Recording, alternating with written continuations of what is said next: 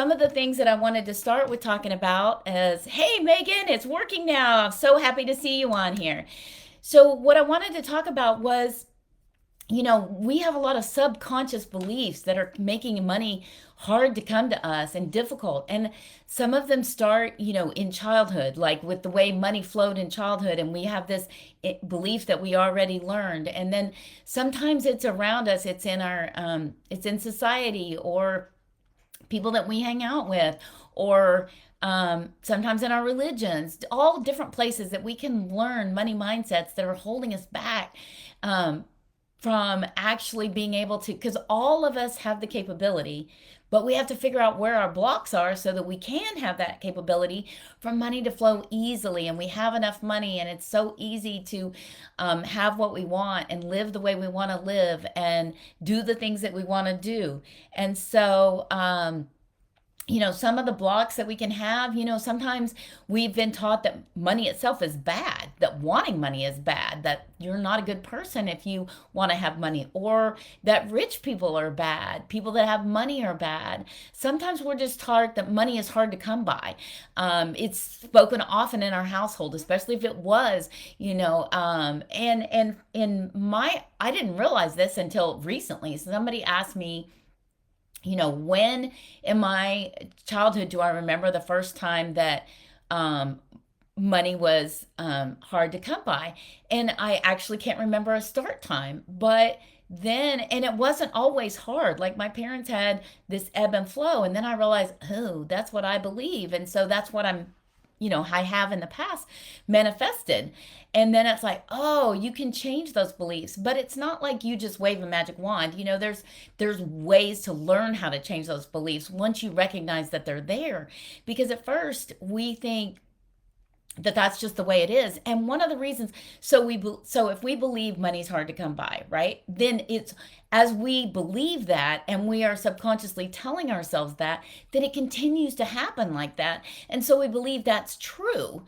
But if we look around, we can see that it's not true for everybody. There are people that were born into households where money flowed easily. They already had learned that. And like generations, they've learned it. And so for them, money isn't hard to come by because they already have that belief. They may have other areas where they struggle to manifest, like their relationships or different things. But money is easy because they don't have blocks about it. They didn't learn blocks around it. Their family spent time with other people that also didn't have blocks about it. And so that is natural for them, that it's easy to figure out how to make money in whatever they want to do. Or they may have blocks about letting it flow from what you're passionate about, that money has to come from a job you don't really love. And so there's other parts of their life that are difficult. Victoria says, how do you begin to recognize your beliefs around money? Well, you do want to, ask yourself some questions like, if money's always hard, and maybe you can make a list and somebody else asks you those questions. So that's a really good question, Victoria. Maybe we need to think about questions for people to ask themselves. Because it took somebody asking me a few questions for me to realize, oh, okay, in childhood, for me, sometimes money was flowing pretty well and sometimes it was not. But I was taught, mostly to look at it as, you either have to work really hard for money to flow. And I was never taught that money could come easy, or that it could continue to flow easily. And money can flow easily, but you have to start working around changing your beliefs about it and realize, oh, and even if you have a moment or a season where it's not, you're like, oh, I'm blocking it in some way. So I want to sit back and think about how money can, like I realized in one point recently, oh, I was believing it can only come if I did this one thing. And then when I let go of that, all of a sudden, all these ideas are coming from different areas. Oh yeah, money can flow to you in so many different ways. But when we start to think it can only come from our job, and we tell ourselves, well, I can only make this much. And if, say, whatever you're doing, whether that's, whatever job you're doing, if you tell yourself money can only come through that job and I can only make so much doing that, and subconscious, like you're just having awareness that, and then you're blocking other opportunities. where money could flow into you. And when we start saying, money can come from all different sources, and I don't even know where all that might be. But if I tell myself that money can flow in, I might just get a check in the mail, which has happened to me. I didn't even know it was a possibility money can come from that. But once I let that reality set in, you can also do things like say, tell yourself all the time, like write it, journal it, say it out loud. Money flows easily to me. And if there's a certain amount that you need, say, I know that the universe is going to provide me with $500 or 15, whatever it is, and that I don't know where it's going to come from, but it's going to easily manifest and come to me. And recognize if it doesn't come right away, you probably still have some limiting and beliefs around it. So you continue to work on that journey or create a meditation. Kimberly says, I've changed my mindset on paying my bills, giving gratitude and thinking about how many people benefit from paying. That's a beautiful thing. And what your money does positively. Because the other thing we have when we don't believe, like when we have like we feel guilty if we spend it on something for ourselves. Well, what if you tell yourself, this money that I'm spending, say, to get a massage or buy a candle that smells, it can be simple, it doesn't have to be a lot, but we still feel, remember that money benefits somebody else. Every bit of money that you spend on something benefits somebody somewhere. And so when you start to tell yourself the good things about it, and appreciation, as you guys know, is one of my go-to's. And if we appreciate, the other thing is when we notice what we don't have, we are continuing to live in shortage consciousness, which creates more shortage. So when you, instead of looking at your bills as things you can't pay, you thank God, the universe, whatever you believe in, for the money that you do have. I can pay this much on this bill, and that feels so wonderful, and I'm so grateful for that. And I know that more money is going to come as the right timing comes. And this season is going to grow so much. I get to learn from this opportunity, and more money is going to flow easier. And just be grateful for each amount that you can pay on each different thing, or each something somebody gave you, something beautiful.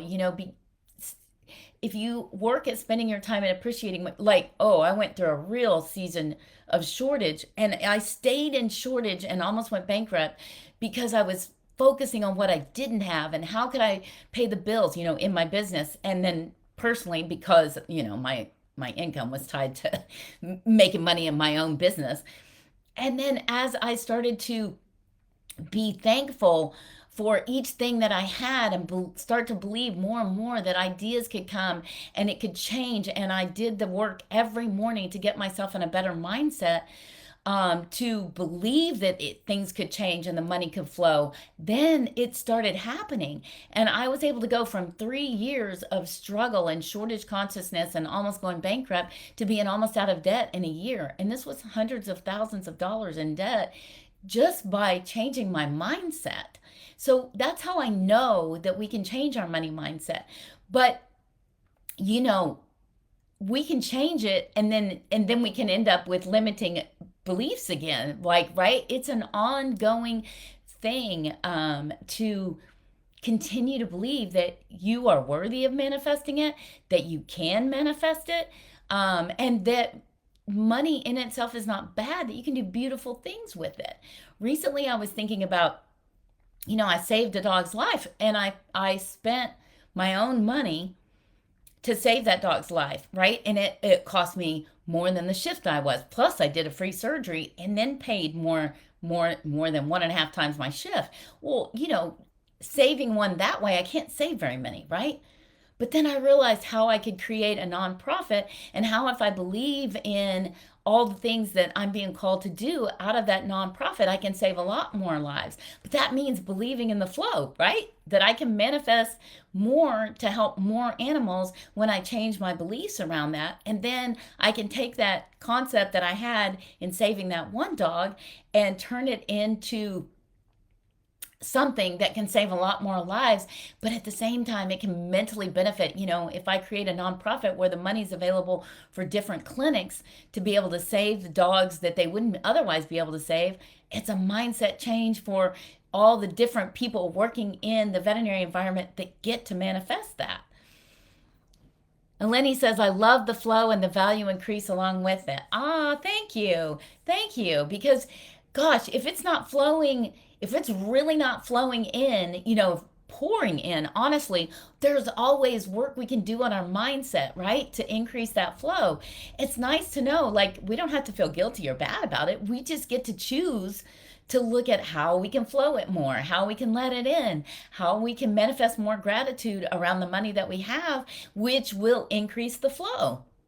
Because if we look at what we don't have, then we continue to manifest what we don't have, meaning more shortage. And that can be in relationships, that can be in money, that can be in jobs, anything. If we look at what we don't have and feel bad, we're going to continue to manifest not having it and not feeling good. And when we start to change that, appreciation is such a huge tool to change that to a more positive flow and manifest what we do want and what we, truly, the beautiful thing is that when we manifest it for ourselves, we manifest it for everyone around us. We're able to give to other people. Every amount that you spend benefits somebody. So if it's flowing in through you and you're able to flow it out to others, and that's another thing. If you are holding on to it with both hands like there's never going to be any more, that also tightens the purse strings.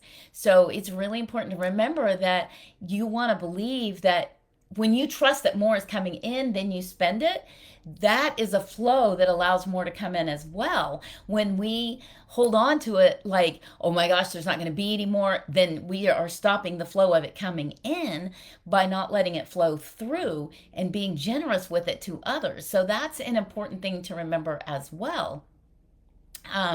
So money mindset is it's such an important part of living an extraordinary life, right? Because how do I give in the big ways that I want to give? How do I share with more people? How do I create more without having the money flow in so that I can, have the team to create, have the support to create?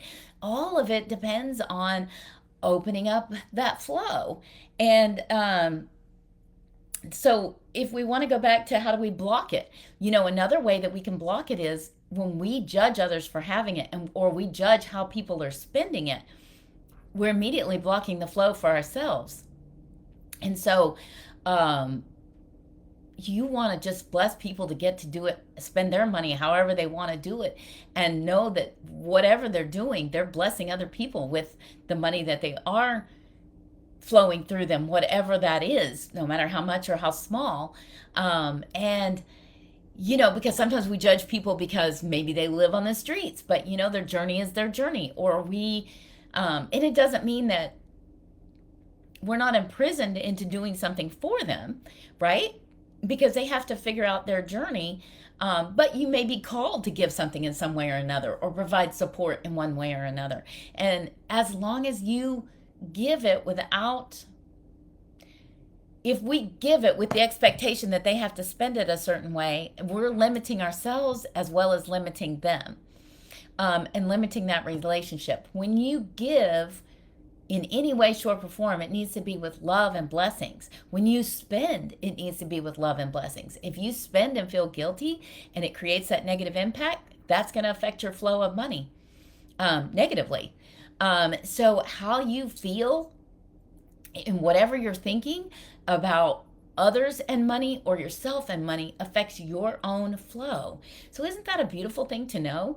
You're going to find yourself, you got to wake up to realizing what you're thinking, right? Because so much of what we're thinking is so ingrained. We've been thinking it so long. Appreciation is always a great tool to help you start waking up to what you're really thinking. Because when you start working at appreciating what you have and the flow and working on appreciating when you're spending it. Oh, I love so much that I get to do this. This is so fantastic. Look at this beautiful plant that I got to buy for myself that makes me feel so good every time I look at it. Or these beautiful flowers that I got to plant and grow outside my window. Isn't that beautiful? And as you start to say those things, you'll recognize when you're not feeling that way, when you feel guilty about a purchase. And it's better if you even realize it before, because you don't want to spend that money when it creates guilt. You want to wait until you feel good about it and spend it when you're feeling good about it, because the flow from that.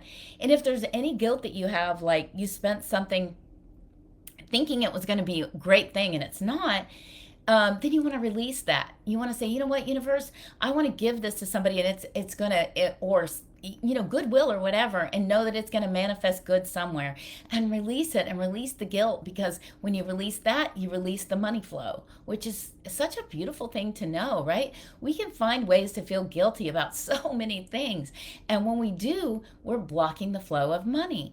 And it also helps if you start to find ways to reach for um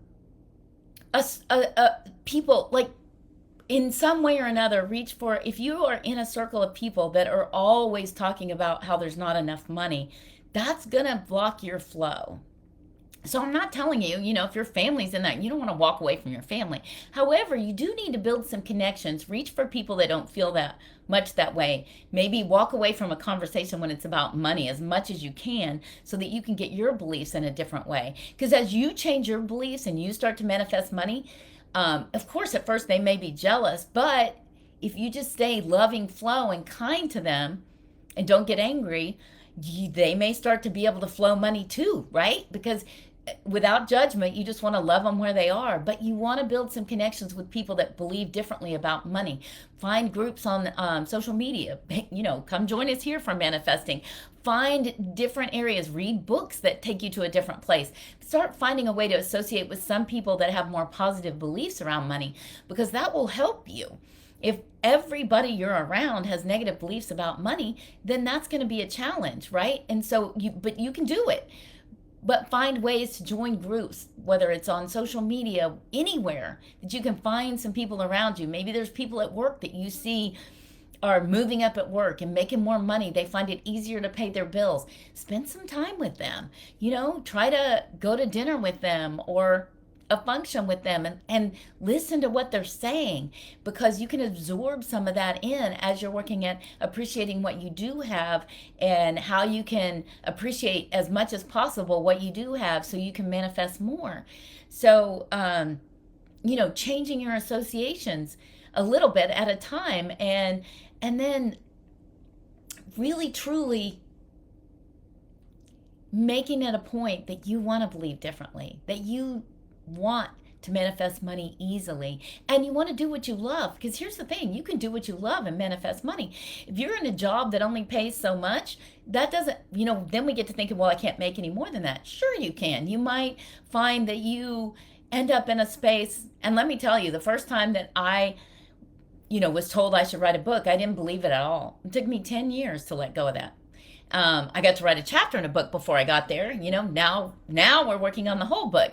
But you can write a book. You can become maybe the leader in your group, or do consult. There's so many different ways. If what you love in and of itself doesn't pay what you really would like to flow, that you can flow it in other ways, whether that's small investment groups where you can take money and invest it in different areas, real estate investment, and different areas where there's so many different options. And if you just start believing they're out there, they're going to show up. You'll get an email that's the perfect thing, or a flyer in the mail that takes you to that next level. It's crazy how you can, once you start to let go, recognize where there's limits, and then just start to let go, and tell yourself. And we're going to work more next week on how to reframe what your beliefs are, how to recognize them now. And you guys are welcome to come back and put posts on here about different things you want to talk about, because we'll incorporate that into next week's live. Because I would love to hear, where do you feel that your hardest thing to change is, right? So that we can change the beliefs around that, and give you the opportunity to have the tools to start really changing that for yourself. So you guys are amazing.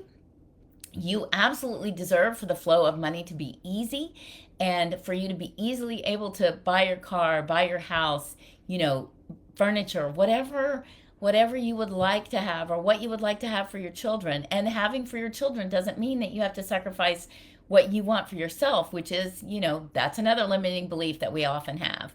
And you guys are absolutely worthy of creating all the things for yourselves, and you can absolutely learn how to do it. So I can't wait to see you again next week.